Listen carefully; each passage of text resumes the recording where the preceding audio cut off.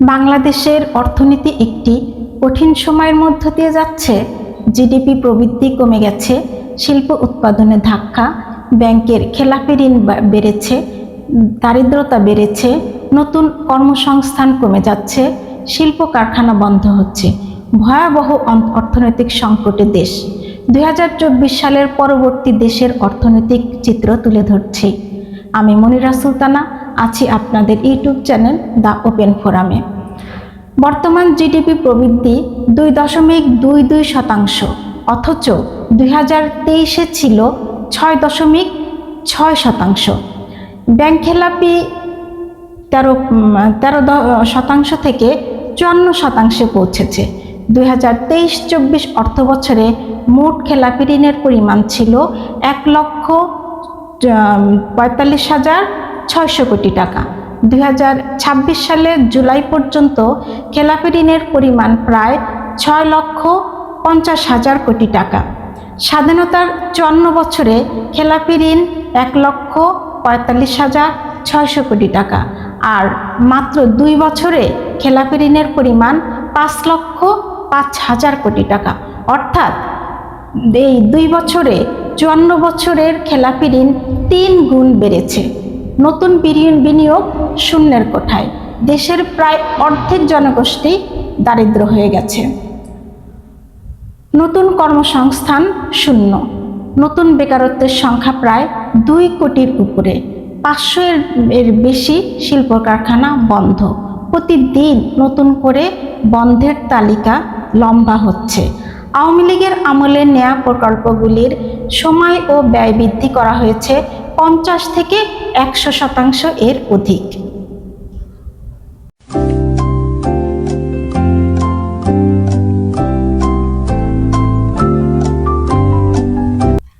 অনেকেই প্রশ্ন করেন, জিডিপি প্রবৃদ্ধি 6% হলো নাকি 2% হলো, এতে সাধারণ মানুষের কি বা আসে যায়? আসলে জিডিপি প্রবৃদ্ধি শুধু অর্থনীতিবিদের আলোচনা নয়, এটি একটি দেশের চাকরি, ব্যবসা, বিনিয়োগ, মানুষের আয় এবং জীবনযাত্রার মানের সাথে সরাসরি সম্পর্কিত। আজ আমরা জানব জিডিপি প্রবৃদ্ধি কেন এত গুরুত্বপূর্ণ এবং দীর্ঘ সময় ধরে লো গ্রোথ বা নিম্ন প্রবৃদ্ধি চলতে থাকলে একটি দেশের কি কি নেতিবাচক প্রভাব পড়তে পারে। জিডিপি বা গ্রস ডোমেস্টিক প্রোডাক্ট হলো একটি দেশের নির্দিষ্ট সময়ে উৎপাদিত সব পণ্য ও সেবার মোট আর্থিক মূল্য। সহজ ভাষায় দেশের অর্থনীতি আকার কত বড় হচ্ছে তা বোঝার সবচেয়ে প্রচলিত সুযোগ হচ্ছে জিডিপি। যখন জিডিপি প্রবৃদ্ধি বাড়ে তখন সাধারণত উৎপাদন, বিনিয়োগ, কর্মসংস্থান ও মানুষের ইনকামও বাড়ে।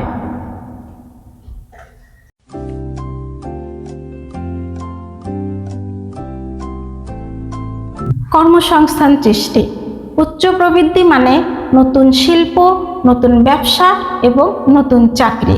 বিশ্ব ব্যাংক ও আন্তর্জাতিক শ্রম সংস্থার বিশ্লেষণে দেখা যায়, উন্নয়নশীল দেশগুলোতে ধারাবাহিক উচ্চ প্রবৃদ্ধি কর্মসংস্থান বৃদ্ধির অন্যতম প্রধান চালিকা শক্তি। অর্থনীতি বড় হলে ব্যবসায় বিক্রি বাড়ে, উৎপাদন বাড়ে এবং শ্রমিক ও কর্মচারীদের আয় বৃদ্ধির সুযোগ তৈরি হয়। অর্থনীতি বড় হলে কর আদায়ও বাড়ে, ফলে সরকার শিক্ষা, স্বাস্থ্য, সড়ক, বিদ্যুৎ ও সামাজিক নিরাপত্তা খাতে বেশি ব্যয় করতে পারে। বিদেশি বিনিয়োগে আকর্ষণ। যেসব দেশে ধারাবাহিকভাবে ভালো প্রবৃদ্ধি থাকে সেখানে বিদেশি বিনিয়োগকারীরা বেশি আগ্রহ দেখান, কারণ তারা ভবিষ্যতের বাজার সম্প্রসারণের সম্ভাবনা দেখেন।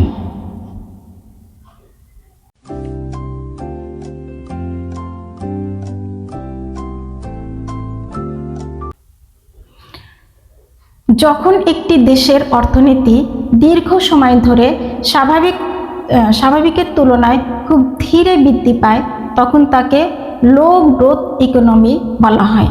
ধারাবাহিকভাবে প্রবৃদ্ধি কমতে থাকলে সমস্যা গভীর হয়। অর্থনীতি ধীর হলে নতুন শিল্প কম গড়ে ওঠে, কোম্পানিগুলো নতুন লোক নিয়োগ দেয় না, অনেক সময় কর্মীও ছাঁটাই করে। ফলে তরুণদের চাকরির সুযোগ সংকুচিত হয়। যখন ব্যবসায়ীরা ভবিষ্যৎ নিয়ে অনিশ্চয়তায় থাকেন, তখন তারা নতুন কারখানা বা ব্যবসা বিনিয়োগ করতে চান না। এতে অর্থনীতির গতি আরও কমে যায়। আয় না বাড়লেও যদি দ্রব্যমূল্য বাড়তে থাকে, তাহলে মানুষ কম খরচ করে। এর ফলে বাজারে বিক্রি কমে যায় এবং ব্যবসায়ীরাও ক্ষতিগ্রস্ত হয়। অর্থনৈতিক কার্যক্রম কমে গেলে কর আদায়ও কমে যায়। তখন সরকারকে উন্নয়ন ব্যয় কমাতে বা বেশি ঋণ নিতে হতে পারে। দারিদ্র্য ও বৈষম্য বাড়ে। বিশ্বব্যাংক বহু প্রতিবেদনে উল্লেখ করেছে যে টেকসই অর্থনৈতিক প্রবৃদ্ধি দারিদ্র্য কমানোর অন্যতম কার্যকর উপায়। প্রবৃদ্ধি কমে গেলে দরিদ্র জনগোষ্ঠী সবচেয়ে বেশি ক্ষতিগ্রস্ত হয়। ব্যাংকিং খাতে চাপ বাড়ে। ব্যবসা ভালো না চললে ঋণ পরিশোধে সমস্যা হয়ে যায়।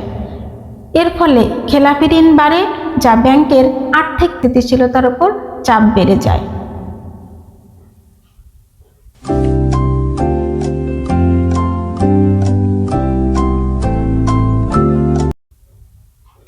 অর্থনীতিবিদরা একটি শব্দ ব্যবহার করে থাকেন, লো গ্রোথ ট্র্যাপ। এর অর্থ হলো একটি দেশ এমন এক অবস্থায় আটকে যায় যেখানে বিনিয়োগ কম, কর্মসংস্থান কম, মানুষের আয় কম, ভোগ কম, উৎপাদন কম। ফলে অর্থনীতি আরও ধীর হয়ে পড়ে। এটি একটি দুষ্ট চক্র, যেখান থেকে বের হতে কার্যকর অর্থনৈতিক সংস্কার, বিনিয়োগ বৃদ্ধি, দক্ষ জনশক্তি এবং স্থিতিশীল নীতিমালার প্রয়োজন হয়। জিডিপি প্রবৃদ্ধি কেবলমাত্র একটি পরিসংখ্যান নয়, এটি একটি দেশের অর্থনীতির গতি, মানুষের কর্মসংস্থান, ব্যবসার পরিবেশ এবং ভবিষ্যৎ উন্নয়নের অন্যতম গুরুত্বপূর্ণ সূচক। আগে যেখানে প্রবৃদ্ধি ছিল 6.8%, বর্তমানে তা নেমে এসেছে প্রায় 2.2%। এটি বাস্তব চিত্র হয়, তাহলে এটি শুধু একটি সংখ্যা নয়, কারণ জিডিপি কম মানে নতুন বিনিয়োগ কম, নতুন চাকরির সুযোগ কম, মানুষের আয় কম, ব্যবসায় সম্প্রসারণ কম। বিশ্বব্যাংক বলছে, দীর্ঘ সময় প্রবৃদ্ধি কম থাকলে বেকারত্ব ও দারিদ্র্য বাড়তে থাকে। অর্থনীতিবিদরা একে বলেন লো গ্রোথ ট্র্যাপ, অর্থাৎ অর্থনীতি এমন এক অবস্থায় আটকে যায় যেখান থেকে বের হতে বহু বছর সময় লাগে। দেশে 500টিরও বেশি শিল্প কারখানা বন্ধ আছে।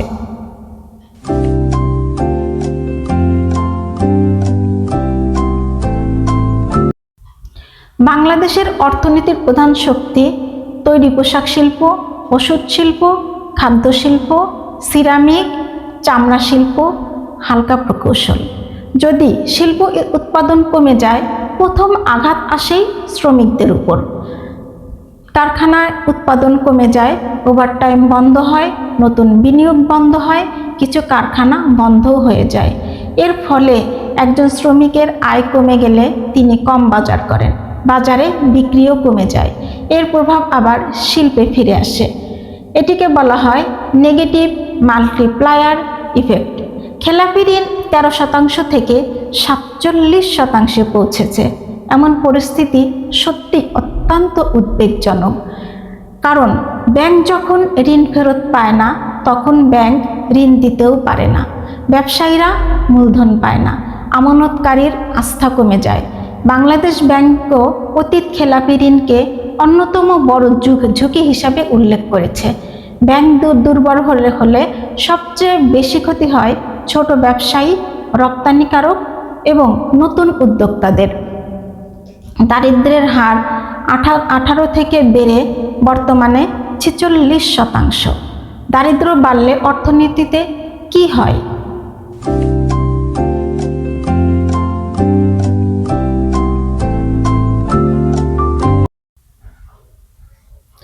বিশ্বব্যাংকের তথ্যে বলা হয়েছে, দারিদ্র্যের হার বেড়েছে।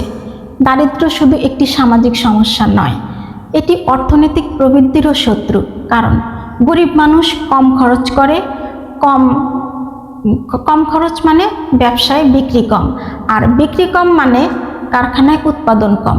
এভাবে পুরো অর্থনীতি ধীর হয়ে যায়। বর্তমানে নতুন বিনিয়োগ শূন্যের কোঠায়।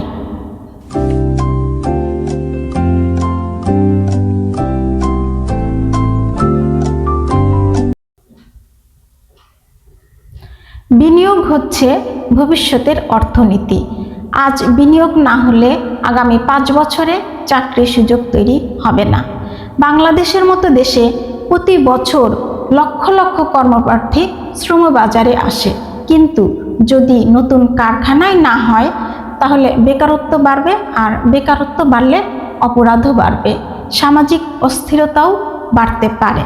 500টিরও বেশি শিল্প কারখানা বন্ধ হলে তার প্রভাব শুধু একটি কারখানা মালিকের উপর নয়, এর সঙ্গে জড়িত থাকে শ্রমিক, পরিবহন, দোকান, কাঁচামাল সরবরাহকারী, ব্যাংক, স্থানীয় ব্যবসা। অর্থাৎ একটি কারখানা বন্ধ মানে ছোট একটি অর্থনৈতিক ব্যবস্থাও ভেঙে পড়া। সরকার প্রতিদিন তার পরিচালনা ব্যয়ের জন্য 700 কোটি টাকার অধিক পরিমাণে ঋণ নিচ্ছে। সরকার যদি প্রতিদিন ব্যাংক থেকে ঋণ নেয়, অর্থনীতিতে এটাকে বলা হয় ক্রাউডিং আউট। অর্থাৎ সরকার বেশি ঋণ নিলে বেসরকারি খাতের জন্য ঋণ কমে যায়। এর ফলে কি হয়? ব্যবসা সম্প্রসারণও কমে যায়।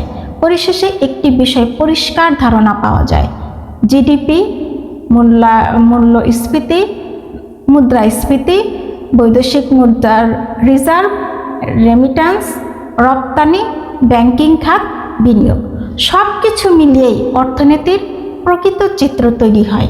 যদি এই পরিসংখ্যানগুলো সঠিক ও দীর্ঘমেয়াদে অব্যাহত থাকে তাহলে সামনে দেখা দিতে পারে বেকারত্ব বৃদ্ধি, বিনিয়োগ সংকট, ব্যাংকিং খাতের ঝুঁকি, শিল্প উৎপাদনের হ্রাস, সরকারি ঋণের চাপ বৃদ্ধি, জীবনমাত্রার ব্যয় বৃদ্ধি, সামাজিক বৈষম্য বৃদ্ধি। প্রিয় দর্শক, দেশের অর্থনৈতিক অবস্থার উন্নয়নে আপনার মতামত থাকলে কমেন্ট বক্সে জানাতে ভুলবেন না। ধন্যবাদ। আজ এ পর্যন্তই। সুস্থ থাকবেন, ভালো থাকবেন। দেখা হবে আগামী পর্বে। আল্লাহ হাফেজ।